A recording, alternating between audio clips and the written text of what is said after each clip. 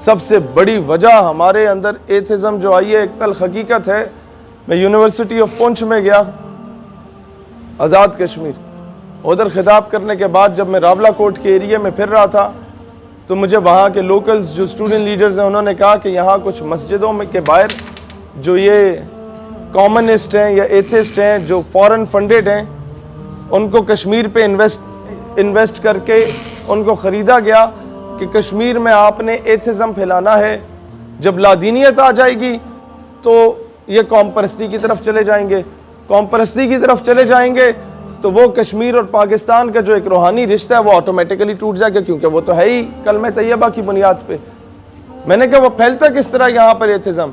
کہتے ہیں ایتھزم پھیلانے میں سب سے بڑا کردار ہمارا اپنا ہے، وہ یہ ہے کہ ایک پمفلٹ پہ وہ لکھ دیتے ہیں کہ اللہ ہے تو نظر کیوں نہیں آتا، اللہ ہے تو کدھر ہے، یہ 12-14 سوال لکھ کے وہ مسجد کے اندر بھی ہال ہوتا ہے اور باہر کھلا ہوا ہوتا ہے، کہتے ہیں بائک کے پیچھے جا کے وہ پھینک کے نا تو بھاگ جاتے ہیں، تو وہ ڈسپرس ہو جاتے ہیں سارے پمفلٹ۔ جو مقتدی میں سے کوئی یونیورسٹی کا بچہ اٹھا کے امام صاحب کے پاس لے جاتا ہے، امام صاحب کہتا ہے یہ زندیق ہے، یہ فاسق ہے، یہ فاجر ہے جس نے بھی دیے۔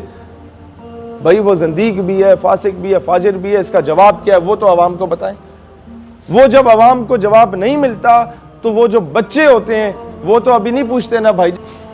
حقیقت خرافات میں کھو گئی، یہ امت روایات میں کھو گئی، ہاتھ بے زور ہیں۔ الہاد، یہ لبرلزم، یہ تو بہت چھوٹی چیز ہے، الہاد، ایتھزم، لادینیت، دین بیزاری، ہاتھ بے زور ہیں، الہاد سے دل خوگر ہیں، امتی باعث رسوائی پیغمبر ہیں۔ بھائی جان، میں مشائخ کانفرنس میں بھی جا کے پیران عظام سے کہتا ہوں کہ اب خدا کا واسطہ اپنے صاحبزادگان کی تربیت کریں، جیسے حضور ضیاء الامت پیر کرم شاہ الازہری رحمۃ اللہ علیہ بغیر بلائے مہمان چلے جاتے تھے عرسوں پہ، اور جب خطاب کا موقع ظاہری سی بات ہے معتبر شخصیت تھی لوگ دے دیتے تھے، تو وہ مریدین کے سامنے پیر صاحب سے کہتے تھے ہاتھ جوڑ کے کہ اپنے بچے میرے حوالے کرو، 2-4 جماعتیں پڑھ لیں گے تو کل کو کوئی شرعی مسئلہ سمجھا دیں گے، نہیں تو پنڈ دیہات میں تو لوگ ان کے گوڈے گٹے چوم لیں گے کہ پیر صاحب تشریف لے آئے ہیں۔ شہر میں جائیں گے، کسی یونیورسٹی کے بچے نے کوئی شرعی مسئلہ پوچھ لیا تو وہ آگے سے یہ جواب دیں گے کہ میرے دادے نے پھونک ماری تو 6 جن اڑ گئے، تو ابھی لوگ یہ چیزیں نہیں ایکسیپٹ کرتے۔ یہی وجہ ہے کہ ہر مسخرہ جو ہے وہ اٹھ کے پیر بنا ہوا ہے، یہی وجہ ہے کہ ہر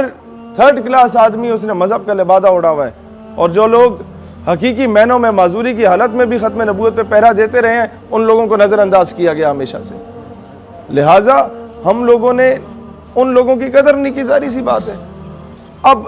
آگے آپ کو میں بتاؤں کہ ان ڈومینز میں کام کرنے کی ضرورت کیسے ہے۔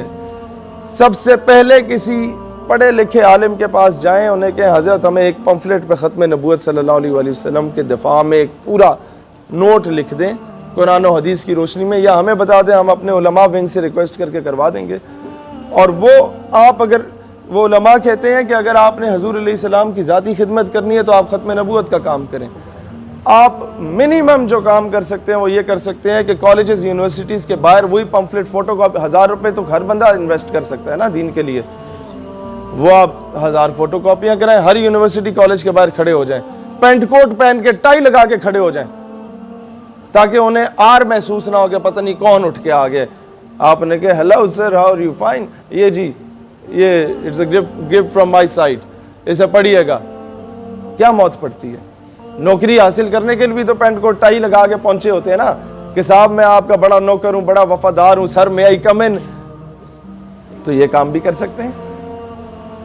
حضور کے لیے بھی کیا جا سکتا ہے۔ اقبال کو تو موت نہیں پڑی تھی مغرب میں جا کے وہ پیغام دینے میں، قائد اعظم کو تو موت نہیں پڑی تھی وہاں جا کے یہ پیغام دینے میں، لیکن ان کے کلچر میں سے اگر کسی پینٹ کوٹ کو پہن لیا تھا اس کا مطلب یہ نہیں تھا کہ غلامی کو اپنا لیا۔ وہ ایک آنکھ والی اینک ٹائپ پہنتے تھے قائد اعظم رحمت اللہ علیہ، تو دوران خطاب وہ گر گئی تو انگریزوں نے ابھی شور مچانا شروع کر دیا جو سامنے بیٹھے ہوئے تھے کہ اب یہ جھکے گا اور اٹھائے گا، اور اس طریقے سے جو کبھی نہیں جھکا ہمارے سامنے اسے جھکنا پڑے گا۔ قائد اعظم نے جیب سے دوسری نکال کے پہن لی۔ یہ ہوتی ہے دور اندیشی، یہ ہوتی ہے لیڈرشپ۔ قائد اعظم رحمت اللہ علیہ جب اس دور میں انہیں کہا جاتا تھا نا کہ کہ یار یہ اتنا سا پاکستان ہے، پورا اکھنڈ بھارت ہے، اس کے 2 گورنر جنرل بنا لیتے ہیں، 2 وزیر اعظم بنا لیتے ہیں، ایک نہرو ہو جائے گا، ایک آپ ہو جائے گا. تو قائد اعظم جیسی شخصیت جواب دیتی تھی کہ my lord I didn't came here to sell my nation, میں ادھر اپنی قوم کا سودا کرنے تو نہیں آیا.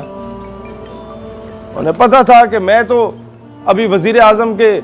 وزارت عظمیٰ کے منصب پہ فائز ہو جاؤں گا، لیکن میرے بعد تو لوگوں نے آپس میں ایک دوسرے کے گریبان پکڑنے ہیں، میرے بعد تو لوگ ایک دوسرے کو مسلمان تسلیم نہیں کریں گے، اور جو بنیا ہے وہ ہم سب کو مسلمان ہونے کی حیثیت سے آ کے کچل دے گا.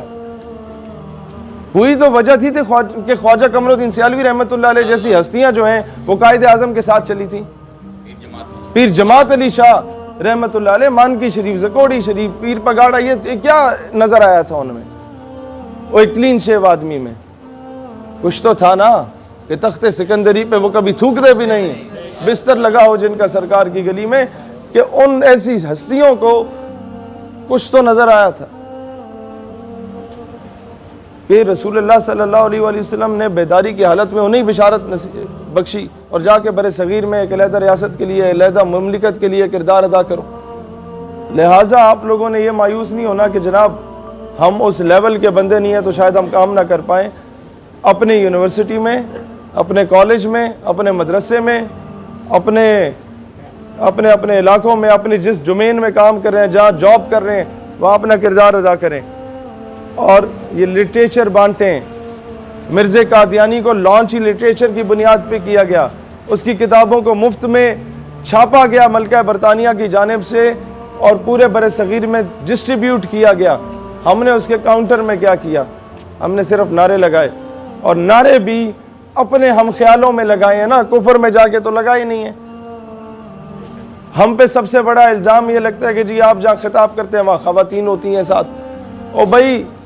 اب وہاں کا ایٹماسفیئر ہی ایسا ہے تو ہم لوگ وہاں جا کے بات نہ کریں تو مجھے بتائیں، مسجد میں 250 ہم خیال کے ساتھ پنکھے کے نیچے ختم نبوت کا نعرہ یا نعرہ رسالت لگا دینا تو بڑا آسان کام ہے. وہاں جا کے کام کریں جہاں پر لبرل مافیا ہولڈ میں ہے، تب جا کے کام ہوگا. پیر کرم شاہ الازہری کیوں ATI کے ہر وہ جو مونوگرام جس بچے نے لگایا ہوتا تھا سیدی یا رسول اللہ والا، اسے اٹھ کے سینے سے لگا لیتے تھے. لوگ کہتے تھے خلفاء آپ کے جو جہاں سے جن کو خلافت دی ہوئی تھی وہ رس جاتے تھے، وہ کہتے تھے حضرت صاحب یہ کل کے بچے ہیں، بدماش ہیں، لڑائی کرنے والے ہیں، ہم نے ساری زندگیاں دین کے لیے لگائی ہیں، آپ انہیں سینے سے لگا رہے ہیں. ہم آتے ہیں، آپ بیٹھ کے ہاتھ آگے کر دیتے ہیں، ہم ہاتھ بھی چومتے ہیں یا ہاتھ بھی نہیں چومتے، آپ سینے سے لگاتے ہیں، کیا وجہ ہے؟ انہوں نے یہی جواب دیا کہ یہاں میرے ساتھ بیٹھ کے دربار پہ نعرے لگانا اور ہے، کالج یونیورسٹی میں جا کے نعرے لگانا اور ہے. سیدی مرشدی سیدی مرشدی